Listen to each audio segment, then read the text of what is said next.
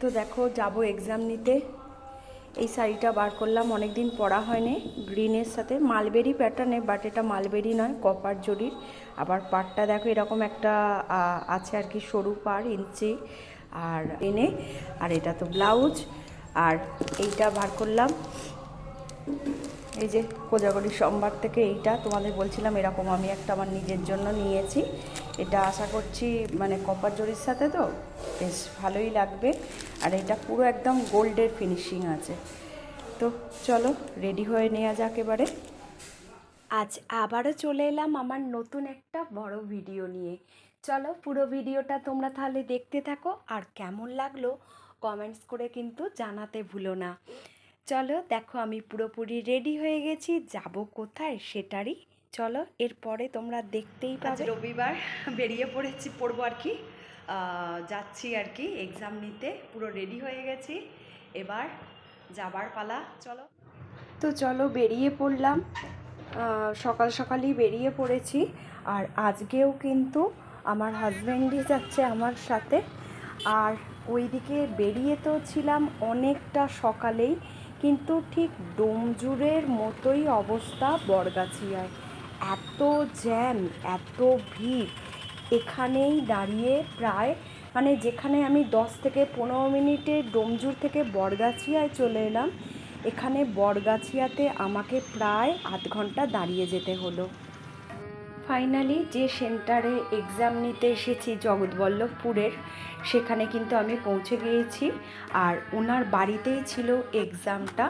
তো প্রথমে আমরা বেশ কিছু গানের স্টুডেন্টের এক্সাম চলছিল, গানের স্টুডেন্টগুলো হয়ে যেতে তারপরে আমি নাচের স্টুডেন্টদের পরীক্ষাটা নিচ্ছিলাম। চলো পুরো ভিডিওটা দেখো। আর একটা কথা, সত্যি কথা বলতে বেশ বছর যাবতই গ্রামের দিকেও বেশ কিছু সেন্টারে এক্সাম নিতে যাচ্ছি। যেটা আমার ব্যক্তিগতভাবে আমি অনুভব করেছি সেটা হলো, গ্রামের লোক আর শহরের লোকের মধ্যে আতিথেয়তায় বেশ কিছু তারতম্য ভালো রকমভাবে থাকে। গ্রামের মানুষের আচার ব্যবহারে যে আন্তরিকতার জায়গাটা উপলব্ধি করি, সেটা শহরাঞ্চলে খুব একটা পাওয়া যায় না। মানে সব সেন্টারে বলবো না, তবে বেশিরভাগ সেন্টারেই সেই আন্তরিকতার জায়গাটা অনেকটাই অভাব থাকে। তো যাই হোক, এইভাবে আস্তে আস্তে আমি নাচের এক্সামগুলো নিচ্ছিলাম। সারাদিন যাই হোক এইভাবে কাটাতে বেশ ভালোই লাগে। এই জগতের মধ্যে থাকতে পারলে আমরা যারা সংস্কৃতি প্রেমী মানুষজন, তাদের তো ভীষণ ভালো লাগার একটা জায়গা এরকম একটা দিন, যেদিনকে আমরা সারাটা দিন এইভাবেই আর কি কেটে যায়। তো যাই হোক পরপর এইভাবে আমি এক্সামগুলো নিচ্ছিলাম। আর যেহেতু আমার সাথে আমার হাজব্যান্ড গিয়েছিল, ওর তো এইগুলো অতটা মানে বসে দেখার মতো অত ধৈর্য নেই। ও একটু বাইরে এদিক ওদিক আর কি, কোথায় ছিল জানি না, এদিক ওদিক। আমি আমার মতো করে একাই এক্সামটা নিচ্ছিলাম। তো প্রত্যেকে বেশ মোটামুটি খারাপ বলবো না, ভালোই এক্সাম দিয়েছে।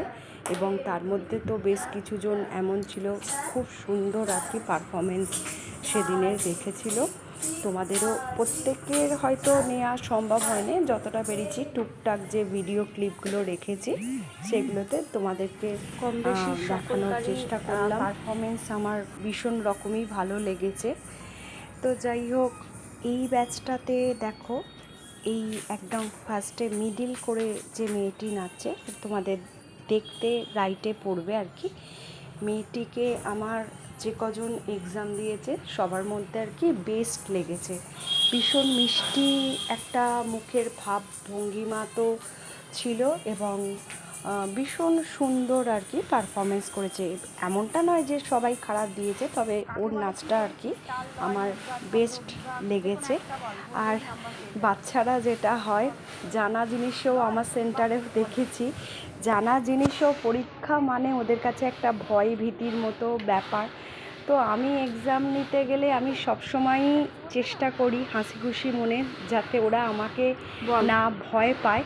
মানে ওদের কাছে যতটা আমাকে আর কি সহজ লাগে, ওদের আর কি পরীক্ষাটা দিতে কোনো রকম অসুবিধে না হয়, তাও বাচ্চারা একটা তো ঘাবড়ে গিয়ে থাকে, সেই কারণে অনেক ভুলভ্রান্তিও হয়ে যায়।